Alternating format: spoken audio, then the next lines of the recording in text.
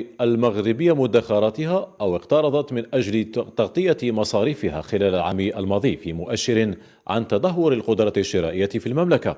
وأبدت أكثر من 80% من العائلات المغربية عن مخاوفها من تراجع وضعيتها المالية في العام الجاري.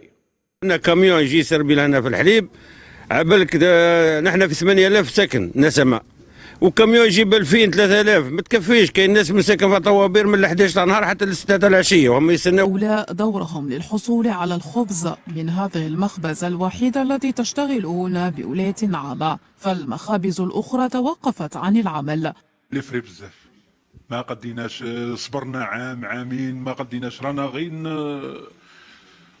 ندوروها كما كانت الفائده لا والو. الزيت زاد، الخماره كنا نخلصوها ب 370 الكرتونه، دوك نخلصوها 410,000. جا الشهر هاي ماشيه حتى للباركمون حتى الباركينغ، المهم هي ماشيه حتى للولايه. غاشي يدز على الزيت يابا يابا يابا.